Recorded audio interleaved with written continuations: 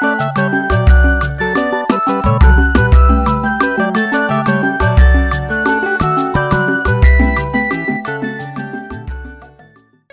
anya bịakwa n'ọzọ ọrụ na omume na ekene m na ọdọkwa n'izi ịmakwa n'ebe anyị nọ anyị bịa bịa Icsn ka anyị bịa makwa ife na-eme onwe ofu asamgbu wee bịa nwa ọma nwaanyị ọma ugobo oyibo anyị ugobo ndị Icsn anyị nwaanyị kwụ n'azụ Icsn anyị azụ ne biko na achọghị m ikwute okotoko okwu ka m rapụ ya ka o kene onwe ya geenụ ntị onye a na-abatakwa ebe ọkọ small person ọkọ nnukwu mmọnwụ nwaanyị kara aka nwaanyị ebe ọbụla pụtara ụmụ nwaanyị ọzọ akwụrụ chim biko ekene m gị nne m kene ụwa kenefa ndị be anyị ndewo no biko ka afa gị nne m afa m bụ Ndidi Amaka Yvonne Ofonagoro nne ka esaịdị onye Igbo abụ m onye ụmụanụ ama Igbo in Nwangele local government area, Olu Diocese, Imo State. Ọ dị maka ị na-amakwa ebe isi ife ọnụ ọkpọchacha the whole thing kpọọ ebe niile kpọọ the road ị na-achọ ebe ya nekwa ebe ya kpọm nwa politician ọ na-efe ọmụmụ politician nwaanyị ọma ka eke ime so iwepụtakwa ejoin anyị tata edokwa oke ọ dị mma ekene dịrị Chineke biko nsịkwa ka anyị bịa ka m na gị kpaa nkata ka ị kọwara anyị ka otu isi malụ this organization a na-akpọkwa Icsn ka otu isi malụ ya. Okay, what is my Icsn? Well, there was an Ngidi. I'm on way, yeah. Charlie, never. Also English, also Igbo. Can you hear what I mean? Do you boss ni boy yele? Okay, boy yele. Okay, so before Icsn, there was an organization called YIBOSC, Young Igbo Social Club. And so some of us were in Young Igbo Social Club. But one of our friends, Umunne Olia, she felt that, it was very, very social. But in Igbo, I can go just social meet and greet, be a chop, one She wanted more. So she came up with the vision of Icsn, Igbo Culture and Support Network, where I meet here, I network professionally, because in Mandibo, I will business people. I will black Jews, as they call us. Oh, yes. But as far as I'm concerned, I carry the Hindu Jews. I will black business people. Oh, yes. Oh, yes. In I chewing gum, Nigeria, we make business. You'll be shocked.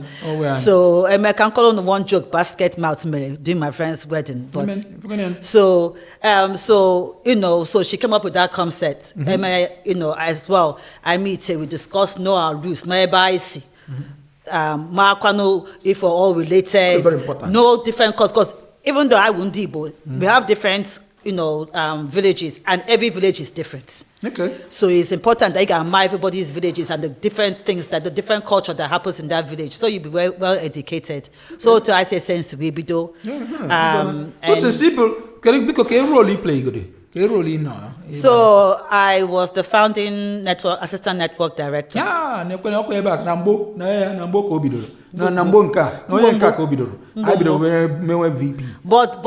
the visionary, the founder of Icsn was Umunne. That was her vision, that was her baby. Until 25 years we always. Yes, so but yes. So because on what role he played, or some play? So after that I was culture for 2 years, and then I was PR for 2 years, and then because I can't culture for 2 years, PR for 2 years, and then that was it. I was just now in VP the back. For how many years? VP for 1 year. 5. And then just in the background, just... Now, 5 years, President, 4 years. But most of us in our tenure actually that long. We were recycling our roles. Some people stayed on for 6-7 years. Some of us... Imagine. I decided to step back. Okay, I'm forgetting. I need to email off ma.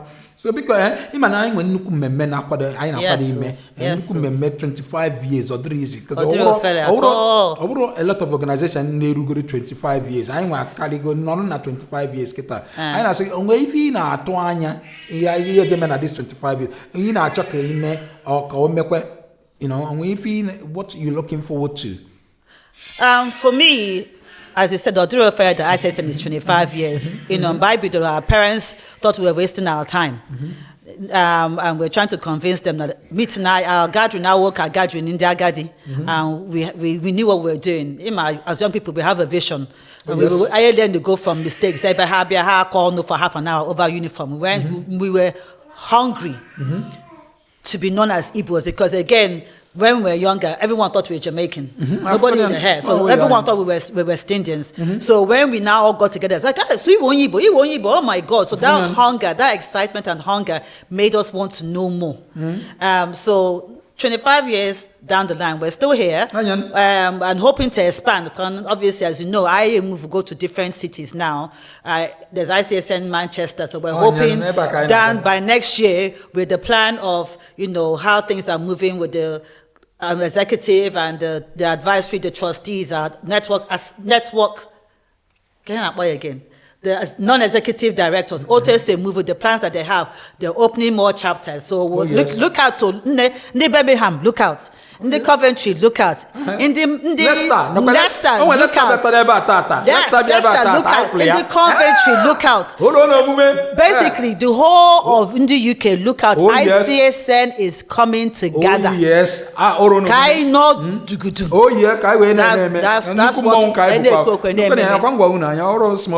That's what we're all about. So, in a role Nini played, which was your favorite role and why? Oh my God. Chineke,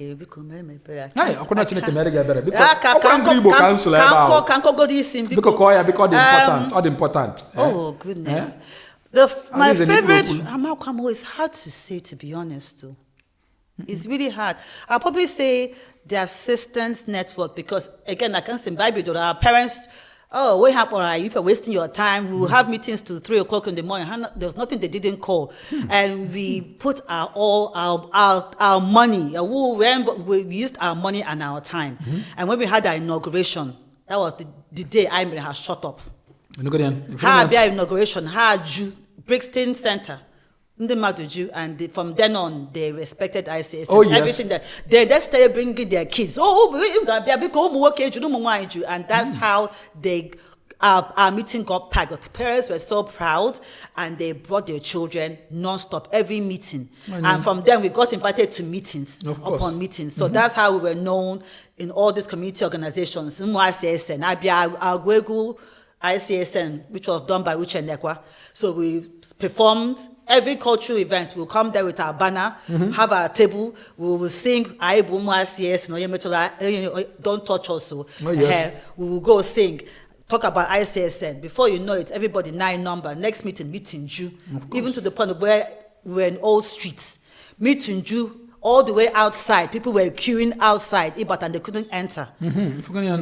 So you're not saying, Makano, all the experience in much. Imanandorfo Batachagun, Ndina Batapan, and the Kabatapan the next 25 years. Amen. I ask because can I advise here, what advice would you give the members and the executives who will be gonna check out the phone? Can I advise again, because don't lose sight of the vision of ICSN. That is it. And it's a sacrifice, and this sacrifice is not for yourself. This sacrifice is for your children, is for your brothers and sisters. Again, I wouldn't Ndibo. And you know how it is in this society. You tend to lose yourself in being British. Oh, yes. But our culture is very rich. Very important. And it gets to the point where you see non-Igbos wanting to come to a meeting. When you see non-blacks wanting to come to a meeting. Exactly. So the whole idea is not to lose sight of our culture. So the encouragement, we keep encouraging other people. This is for our children. As you know, a lot of marriages have come out from ICSN. Oh yes. Over 100 marriages out of ICSN. So these children, are going to continue that legacy. So we have to basically keep pushing. Make sure that we're enriching. We'll not just coming and talking about, come and eat your rice and chicken, but talk about our culture. What makes us Igbo? Igbo, the masquerades, the language, our language. I'm Imo State. I'm from Olo Olu and then Oma here are different. Ebe good. It's also ego. It's also ego. You know, so it's like every dialect is different. It would be great for everybody to know and associate. You know, as I said, when we were younger, we were all Jamaicans. Everybody wants to wear. Can you imagine?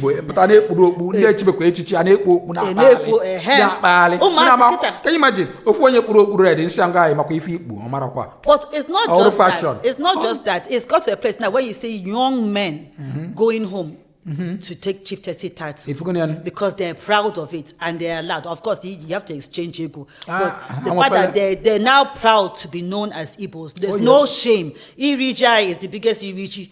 People anticipate that. So why would we stop? It would be selfish of us to stop that culture, that heritage. That's true. So because Manchester, Leicester, Coventry, but the ones who buy when the ISS and I because the advice I actually reach out the young youth, the Igbo youth all around UK. Yes. What advice these graduates in Apatacha University, now Banyakwe University. Because I believe in catching them young, all our young Igbos, to let them know about Icsn, where they can call a home, that they can belong. Yes. So because when advising our youth or our parents to tell them about Icsn,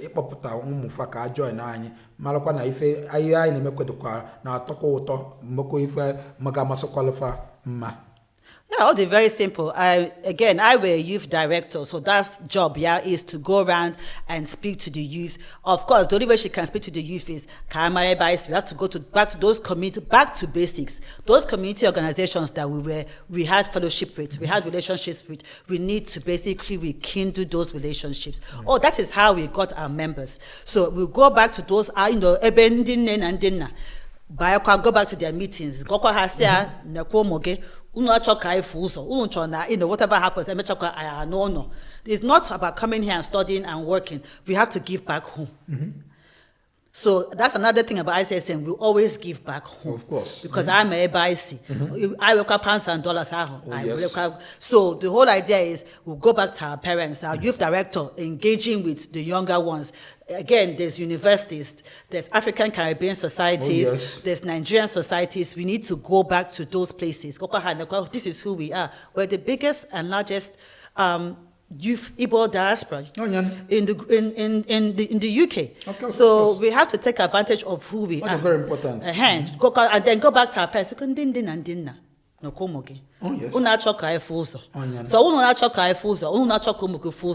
bring your children back.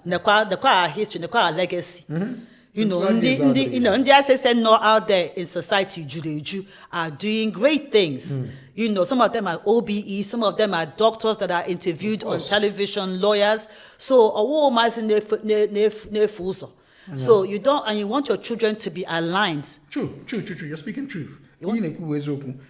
So, last. When last, I'm not going to lie, was 2015. Hey. But this December. 15, 16, 17, 18, 19, 20, 21, 22, 23. 8 years. Hey, this December. Amen. Because regardless, I'm still heavily involved. You're overdue. You're heavily involved. You're heavily involved. No, for up again, obodo Charlie. And the buy need the legi. No.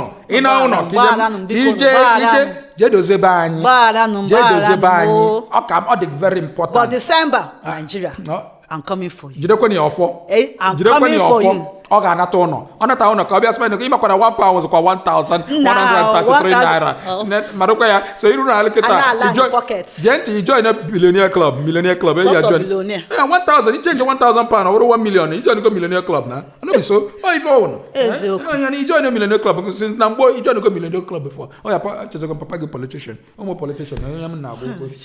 Papa a farmer. Anyways, I don't make an egg. Now you can be in alone or last. Buying alone, can he feel like in culture, Igbo culture, and especially side ABC, Imo State. Can you like about their culture? What is it about Imo people's culture that na togoto? You start having homesick that you want to go back, you know? Well, to be honest, Otensi were known, first of all, was a mystery because when I was younger, my parents 9-day holiday. I told my friends, I'll see you later, I'll see you in 3 weeks. However, the 3 weeks, we made 1 year, 2 years, 3 years, 4 years, 5 years, 6 years. That means we ain't going anywhere.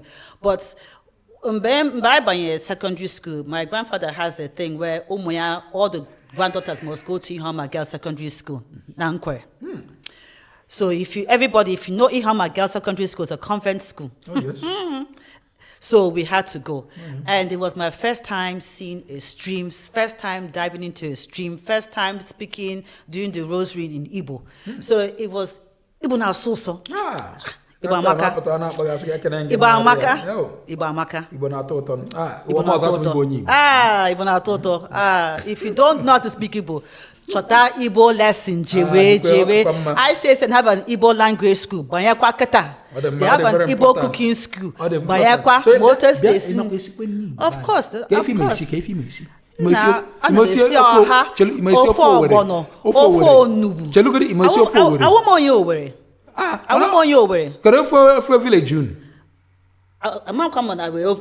don't think we have an if we just I just like they can comment because then they'll comment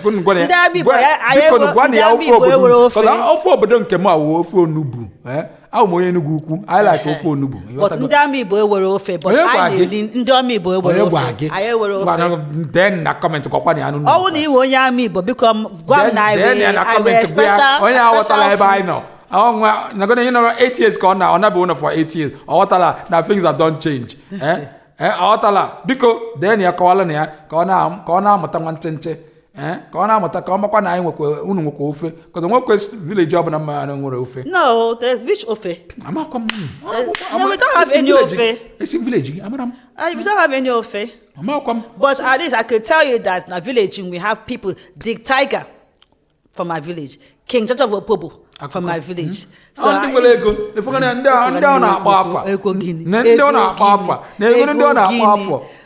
Ego Guinea.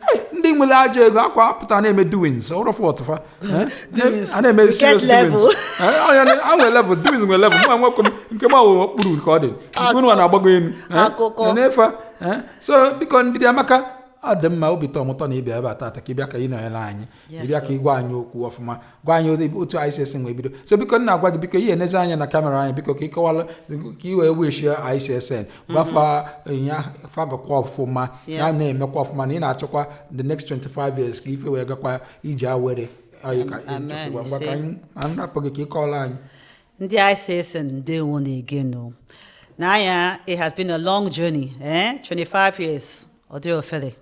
It has been blood and sweat and joy and happiness. And may that continue. 25 years of longevity, more culture, more business. Nah, I won't do business. I won't do business. Yeah. So we need to bring that business game on. We are at this time. I need our own building, Icsn house. We are in need of that. Oh, yes. And in these 25 years, Icsn house must happen. Forget to go 25 years. In the next 2 years, Icsn house must happen. Or I will go and I will go back in our own building. This is who we are. Why would we spend mba? And those are will go hanai. I may in 10 naira. I get away 100 naira. I get away 100 million naira. Oh, yes. No. A lot of things we need to do. I make sure Icsn house here. I get no. Jembe Icsn building no. Oh yes. Icsn scholarships. Don't play with Icsn no. Don't play with Icsn. Forget to question in trust and believe. Icsn is here to see. We're not going anywhere. So this 25 years is to tell you we are back and back to stay. Oh yes. Girimba. Oh yes. Way by Neji. anya nwaanyị Udo dịrị unu. nna ndị banyị ụnụ anụgodi ya na ọkọ m ji ọnụ m wee kwe mana ọmụ ahụ m okwulu ọra ọrụ fọt m aka tukwuru m n'arụ ọwọ m kwukwe ọkwa ya nwa kwuru bata ya dịbakwa otu o si kwekwere mmaji pụrụ mmaji a na-asịkwa gị tanki nne ihe ọbụla otu isi kwukwe ọ ga-aga n'iru ọ ga na-aga ije were biko kwadokwe na ọfụma bịakwa nsọpọt kwa ife anyị na-eme 7th of October. bịa nsọpọt ife anyị na-eme on the 7th of October ọ ga-adị kpọkpọ Tell your friends to tell their friends. akwa nke m akwagokwe m nke m ifo nke a akwụgokwe m Ọ nke m ga-adịkwa pọmpọm. sọ kakwa mma ji bịa ije kwadokwe nke gị bịakwa ka i wee bịakwa mekwe bịa mee pati gị bịa shekere inwe ike bịa nne na nna ụmụ gị anụgokwe di anụgokwe nwaanyị kpọtụkwa ha ka bịa nụrụ nwaanyị bịa nụrụ di bịa mee ọsịsọ biko ị na-ene Ivon anya kịta Ivon akọnet gokwe ndị mmadụ Ndidi Amaka anyị na-ene anya akọnet go ndị mmadụ ibe nka mere man m anyị na-enekwa anya n'ebe a kịta ọnụgokwe nwaanyị ka ebe ọ chọta nwunye ya Icsn ọnwụkọ nke a na-akpọkwa ezim be anyị ka ebe ọ chọta nwunye ya ọ chọta di ya Icsn ọnwụkọ nke a na-akpọkwa obi ka ebe chọta nwunye gị Icsn nke a na-akpọkwa MC gọvanọ ọ chọtakwa nke ya Icsn ọ dịkwa ebe ọ ga-adị kpọkpọ onye ọbụla chọtakwa gbara ụlọ ọsọ ngwanụ nne m thank you so much Chukwu gozie gị ngwanụ ka ọ dịkwa ndị be anyị ngwanụ ka ọ dịkwa ka chifonu ka ọ dịkwa next episode bye bye. Was got married to change last name. Continue. Bossa. Ndị be anyị anyị bịakwana ọzọ So have we started? Mba na abịa. Okay, so sorry.